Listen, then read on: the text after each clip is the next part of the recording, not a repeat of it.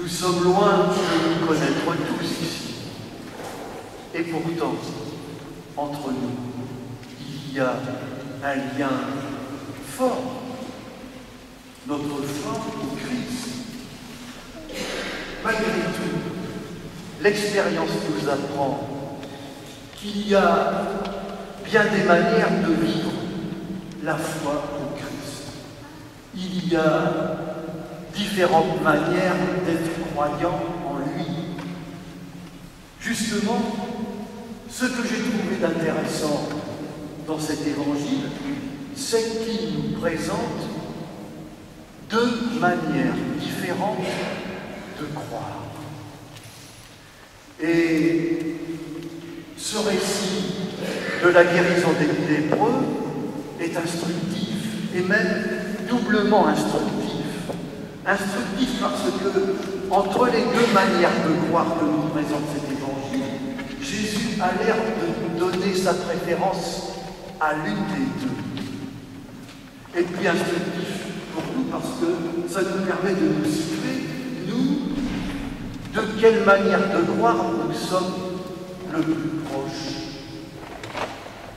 Alors j'en viens à cet évangile qui nous raconte l'aventure de 10 lépreux qui viennent trouver Jésus avec dans la tête cet espoir insensé, peut-être, qui sait, d'être guéris de cette horrible maladie qui les ronge et qui les met à part de tout le monde, la lèpre. Je trouve la foi de ces lépreux admirable. Admirable pas seulement quand on voit leurs cris, d'ailleurs leurs cris ne donnent rien du tout, mais surtout, j'admire leur foi quand ils acceptent de faire cette démarche que Jésus les invite à faire, aller voir les prêtres, alors que lui est loin, et que c'est vrai, je trouve que c'est tout juste s'il les regarde. Allez vous montrer aux prêtres. Et ils font cette démarche. Et ce n'est qu'en cours de route qu'ils vont être guéris. Je trouve cette foi admirable, surtout quand on la compare à ce général syrien lépreux dont on nous a raconté l'histoire dans la première lecture. Je trouve d'ailleurs dommage vraiment, que l'Église ne nous fasse le récit que la fin de l'histoire de ce général. Au fond, ce sont ses bons côtés qu'on nous présente. Mais l'Église saute à pieds joints par-dessus le début de l'histoire du général Naaman, et qui est très intéressant, parce que c'est vrai, comme les lépreux de l'Évangile, lui, ce général, se met en route vers le prophète Élisée, dans l'espoir d'être guéri, et puis, arrivé chez lui, à la différence des lépreux de l'Évangile, alors lui se vexe et est furieux de voir que le prophète Élisée ne le reçoit même pas en personne, mais fait dire par un employé, va te baigner cette fois dans le Jourdain. Et alors lui, furieux, tourne les talons, vexé qu'il ne soit pas reçu, et vexé qu'on lui propose de s'abaisser à aller se plonger dans ce Jourdain comme si, en Syrie, il n'avait pas tous les fleuves bien meilleurs que ceux de Palestine. Et il va tourner les talons. Cette foi des lépreux de l'Évangile est admirable. Et il nous propose une première manière de croire qui peut se décliner en 3 caractéristiques. Cette première manière de croire consiste à accepter de traduire notre foi dans des actes concrets.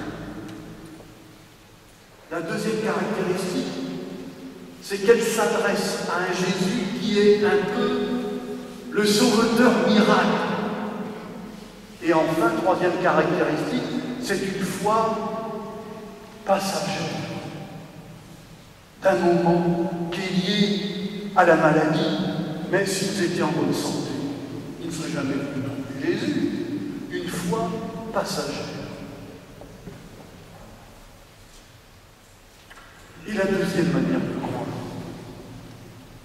c'est le 10e lépreux qui nous la présente. Quand il revient vers Jésus, et Jésus, on le voit, est totalement bouleversé de ce retour du lépreux. Bouleversé pourquoi? Parce que enfin, Jésus est content d'avoir affaire à un garçon qui est poli et bien élevé et qui sait dire merci. Mais non, c'est pas ça. Pourquoi Jésus est bouleversé? Parce qu'enfin, avec ce retour du lépreux, va pouvoir débuter une nouvelle histoire entre tous les deux. Une histoire d'amitié. On va pouvoir se connaître, se parler, échanger nos projets, se dire ce qu'on veut.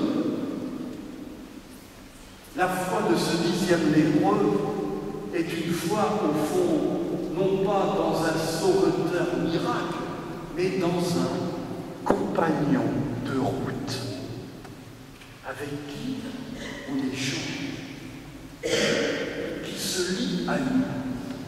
Et vous savez comment on appelle ça dans la foi chrétienne? On appelle ça une alliance qu'on va renouveler autour de cette table. Alors, nous, notre foi, à quoi ressemble-t-elle? À la fois dans le sauveteur miracle ou dans la foi dans ce Jésus compagnon de route. Pour terminer, je vous fais part d'une expérience qui m'a éclairé, d'une rencontre toute récente avec 3 jeunes. La première, elle fait des études en fac. La seconde fait des remplacements. La troisième est au chômage. Et tous les 4, nous causons religion. Et la troisième, celle qui est au chômage, nous raconte comment ses copines presque sourient de voir qu'elle est croyante parce que lui disent-elles, ton Dieu, qu'est-ce qu'il fait pour rien. Et l'entendant, je fais référence et je pense à ces lépreux qui, eux aussi, qu'est-ce qu'ils souhaitaient? Un sauveteur miracle, comme ses filles.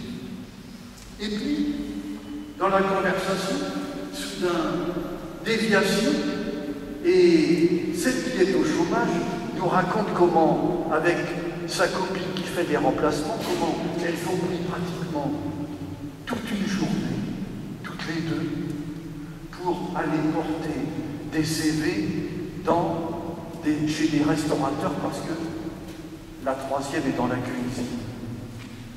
Et à la fin de la journée, elle n'avait pas plus de travail. Pourtant, quelque chose avait changé en elle. Et je le sentais quand je les entendais raconter leur histoire. Elles ont terminé cette journée heureuses, avec de la joie en elles, heureuses d'avoir agi ensemble, heureuses de fou rire, heureuses d'une amitié qui avait commencé et qui se poursuivait et s'approfondissait. Est-ce que je me suis fait comprendre? J'ai dit à l'une des 3, tu vois, Dieu, c'est ça. Un compagnon de route qui accepte de marcher avec nous complètement et de tout partager. Hier, à la cathédrale, il y avait le rassemblement des mouvements d'action catholique autour de notre évêque et en pensant à cet évangile des 10 lépreux, je me suis dit que, en effet, ces mouvements avait cette particularité de nous initier à un Dieu et à un Christ, compagnons de